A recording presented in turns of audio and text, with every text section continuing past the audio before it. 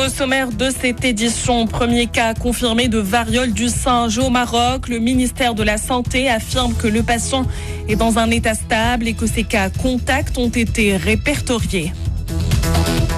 Le 27e Salon international de l'édition et du livre ouvre ses portes à Rabat. Cette édition met à l'honneur les littératures africaines.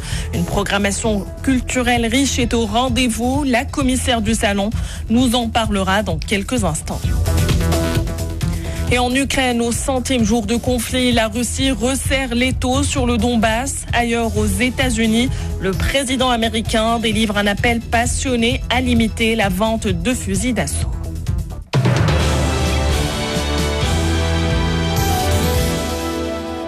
Bonjour et bienvenue à toutes et à tous. Un premier cas confirmé d'infection au virus de la variole du singe a été détecté au Maroc. C'est ce qu'a affirmé le ministère de la Santé par voie de communiqué. Il s'agit d'un cas en provenance d'un pays européen détecté dans le cadre du protocole établi depuis le lancement de l'alerte sanitaire mondiale. Et le département de Khalid Taleb de préciser que l'état de santé du patient est stable et ne suscite pas d'inquiétude. Les cas contacts ont été répertoriés et n'ont montré aucun symptôme jusqu'à présent. La variole du singe met donc le Maroc en embuscade, désormais présent sur notre territoire. Faut-il s'inquiéter de la propagation de ce virus ? Dr Taïb Hamdi, médecin-chercheur en système de santé, nous livre son éclairage. C'est un cas importé. Ça veut dire sur le plan épidémiologique que c'est un cas qui a été contaminé à l'étranger et qui a été détecté au Maroc. Le deuxième niveau de transmission, ce sont si on trouve des cas qui sont infectés localement après un contact avec un cas importé de l'étranger. Le troisième niveau, c'est quand il s'agit de détecter deux cas qui sont infectés sans relation avec un voyage ou sans contact connu avec deux personnes venant de l'étranger. Or, donc, on se trouve actuellement dans le niveau A. C'est un premier cas qui est importé, détecté, confirmé.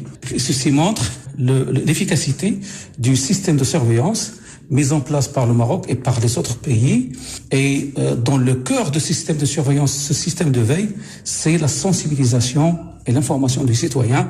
Le cas a été isolé. Il faut un isolement de 3 semaines pour briser, bien sûr, la chaîne de transmission et attendre que la personne confirmée positive vis-à-vis de la variole du singe soit donc négative et n'est plus contagieuse. Voilà, c'était les explications du docteur Taïb Hamdi, médecin-chercheur en système de santé. Et que la variole du singe n'éclipse pas la présence d'un autre virus au Maroc, le Covid-19 qui reprend de la vigueur. En 24 heures, 393 cas d'infection ont été recensés dans le royaume.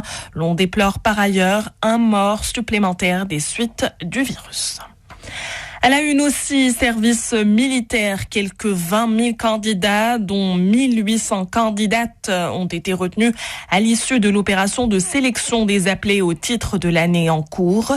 L'opération a eu lieu du 16 au 28 mai. Dans les différents centres dédiés à cet effet, les nouvelles recrues ont été réparties sur les 13 centres d'accueil et unités des forces armées royales qui assureront le programme de formation.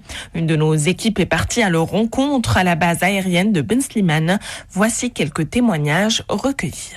المجندة شيماء مبروك من مدينة المحمدية بعد ما مررنا بمرحلة الانتقاء الأولي اللي دازت في أحسن الظروف الحمد لله تم القبول ديالي إن شاء الله غادي نحصلوا على دبلوم اللي كيخول لينا الولوج إلى سوق الشغل باش نساهموا في نمو البلاد ونفرحوا كذلك والدينا. كنبغي ننصح جميع الشباب والشابات باش يلتحقوا بهذه التجربة اللي الفضل ديالها كيرجع لجلالة الملك نصره الله. المجند M'appelé Arbib Jamal de la ville d'Essaouira, 24 ans. Je suis prêt pour la première phase du service militaire et les entraînements et qui vont me permettre d'acquérir les compétences militaires et mentales et d'être discipliné, assidu et ayant le sens de la citoyenneté.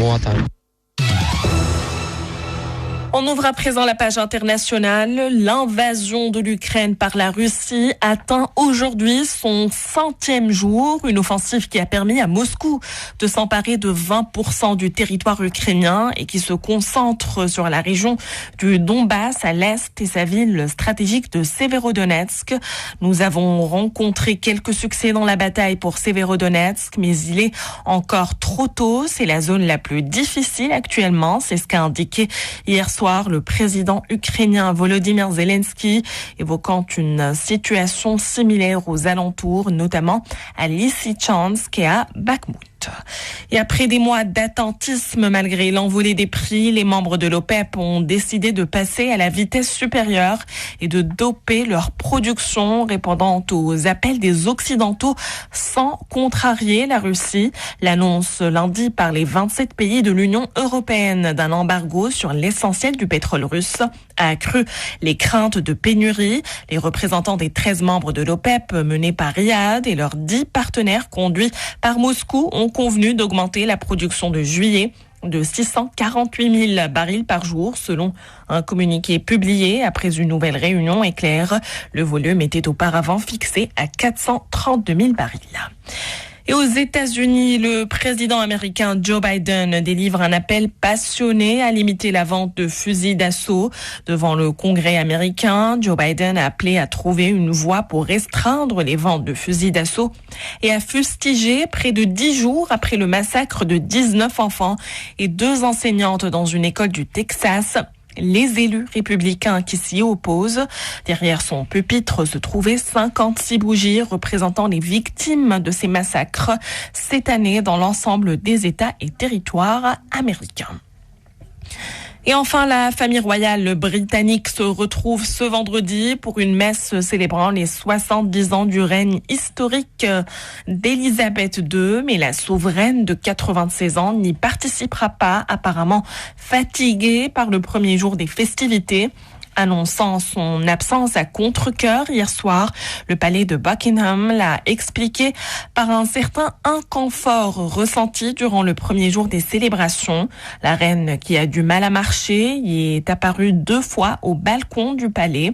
La messe à la cathédrale Saint-Paul doit marquer aussi la première apparition publique du prince Harry et de sa femme Meghan au Royaume-Uni depuis leur départ pour la Californie il y a 2 ans.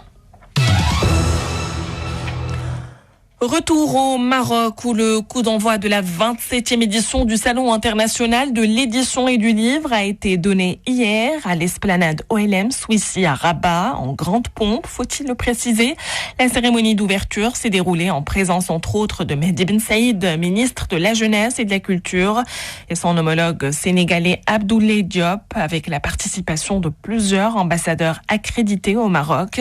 Cette édition est exceptionnelle à plus d'un titre puisqu'il est organisé dans la capitale de la culture et avec une saveur africaine. En effet, la littérature africaine est mise à l'honneur avec la présence effective de 19 pays à travers leur maison d'édition. On écoute à ce propos la commissaire du salon, Latifa Mouftakir. Nous mettons à l'honneur la littérature africaine à travers la présence de 19 maisons d'édition venant de plusieurs pays africains. Alors c'est également une édition qui sera marquée par un programme culturel assez important, un programme qui sera dédié à l'invité d'honneur, un programme qui sera également réalisé dans les différentes salles du salon, mais également un programme qui sera également dédié aux enfants. Alors on a 3 prix qui seront attribués durant ce livre. Il y a le prix Ibn Battuta, il y a le nouveau prix que nous avons lancé au sein du ministère de la Culture, c'est le prix des jeunes poètes et il y a également le prix national de la lecture publique.